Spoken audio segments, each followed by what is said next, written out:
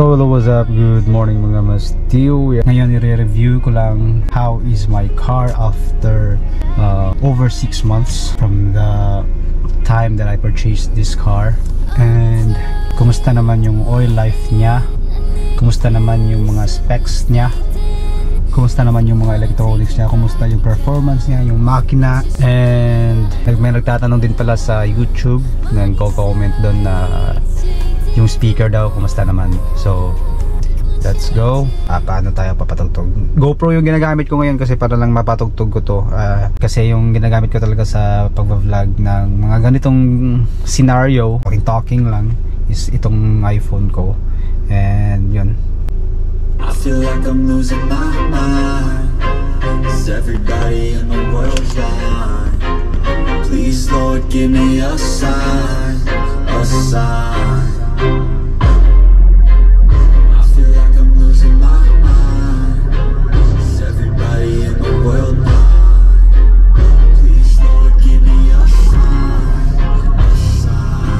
I wanna be the greatest. Everybody on the fake shit. I look around and feel like everybody is the fakest. I make this every day and I'm impatient, hoping one day I blow up from the basement. Statement, the top is so vacant. I don't hear shit that I think is amazing. Waiting for my day when I'm playing sold out shows for 1,000 faces. Hey, give me that. so yun lang muna. Huwag natin ubusin yung oras natin doon kasi tatagalan tayo. And tapos na tayo sa anong natin, sa music or sa sound system natin. Medyo matagal-tagal na rin tayo hindi nagkapag-upload dito sa YouTube mga Mastiw kasi I'm working away from here, and it doesn't mean that my car is nag-standby lang siya ng matagal. Ginagamit din naman to ng brother ko dito even though I'm not around here. And ngayon papakita ko muna sa inyo yung oil life niya after more than 6 months. So kumusta nga ba siya? Ito siya. So yung oil life niya is 72%. Yan. So yung allowable percentage niya is until 5 to 10% bago siya i-change oil. But it depends sa pantuyo naman. Depende naman sa owner kung everyday ka magpapa-change oil or 50% pa lang pa-change oil mo na. Depends, but the CASA will allow it after 15% or not below 5 to 10%. And it is still acceptable in the warranty, no? Our mileage pala is 5,868. The next PMS is 10,000 kilometers. The next PMS. And tingnan natin kung bababa ba yung oil life natin, no? Ng 5 to 10% after 10,000 kilometers. Tingnan natin kung sasabay ba yan sila. Pero depende pa rin sa owner, no? Depende pa rin sa akin kung ipapa-change oil ko to o hindi, kahit mataas pa yung oil life niya. Kasi depende sa pantuyo naman.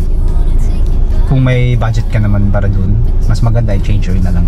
Sa mga hindi pala nakakita ng first maintenance ko, click nyo lang to dito, click nyo lang yan. Yan yung first maintenance ko at makikita nyo kung magkano yung nabayaran ko and kung ano nga ba yung mga ginagawa sa first PMS natin. So kumusta nga ba yung Ford natin mga Mastiw? Still good naman, wala namang problema, wala akong issue dito. Nakakita naman siya sa mga steep na lugar even though we are full here. Ano kami, 10 kami kasama yung mga bata. 10 kami dito, nagkakasya kami. So masaya po 'yon, no, 'di ba? So far no, walang problema sa ano natin, sa Ford natin. Ito yung patunay na hindi lahat ng Ford sirain. But we're gonna see after how many years na if tatagal pa talaga to siya. Hindi naman ako naging problem, wala naman ako naging issue dito. Gumagana naman lahat. Diba? Wiper ko, gumagana naman yan, wiper. Para proof yan na gumagana. Sa likod din, gumagana din yun. Yun, oh. Gumagana pa rin. So, ano pa? Sa akin, sa condition ko, wala namang problem. Walang naging problem sa akin, oh. After 6 months. So, yan. Gumagana pa rin naman yung mga electronics niya. So, sa labi naman ito. Gumagana pa rin. Okay pa naman. So sa hataw niya okay naman sa makina, engine performance, wala namang naging problem ako. Dito naman wala ding problem, magana pa rin.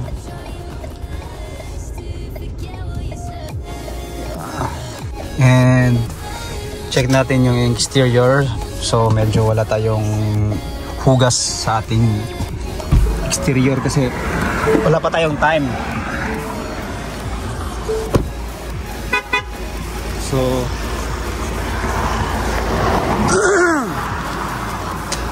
ito yung exterior niya. Medyo madumi-dumi.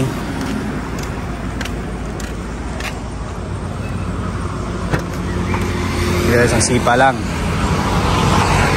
So sensya na kayo, may pinatuyo lang ako dito.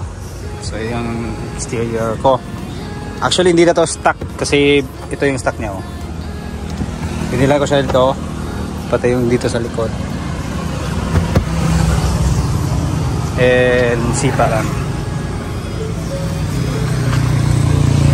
Yun, titanium.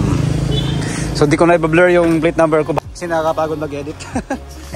So yun mga mastiw, wala naman tayong naging problem dito. Honest review lang to, walang akong binapanigan. And hindi naman tayo biased dito, no. So hindi naman ako masyadong fan ng Ford talaga. Kaya napabili ako nito ng Ford dahil sa bagong mukha ng Ford Everest, which is the 2023 next generation. So ito yung interior ko. Ito interior ko.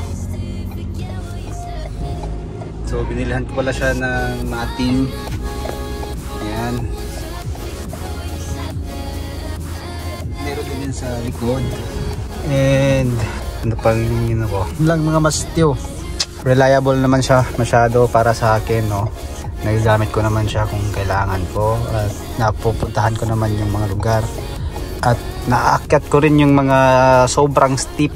So yun lang, I hope nakakatulong tong video na to at kung gusto nyong bumili kasi ano pa kayo, nagdadalawang isip pa kayo kasi alam ko maraming nagsasabi na sirain talaga si Ford. And para sa akin hindi ko masasabi yun kasi hindi ko na-experience yun mismo sa atin. Pero masasabi lang natin kung na-experience mismo natin, no, sa ating sasakyan. So ngayon, kayo na po bahala kung bibili man kayo hindi. Basta ako, honest lang ako dito. Okay naman yung Ford ko, wala namang problema. And I hope na your decision is tama yung decision mo kung ano mang bilhin mo. Kasi para sa'yo din naman yan eh. Hindi naman yan para sa ibang tao kundi para sa sarili mo. Naghirapan mo yan. Basta I hope lahat tayo magagawa natin. So yun lang siguro mga mastiw. I hope this video has helped you so much. And bye. Enjoy mo na ako sa Ford ko. Peace all. I'm not in my phone, help you find your way back, stars contract you.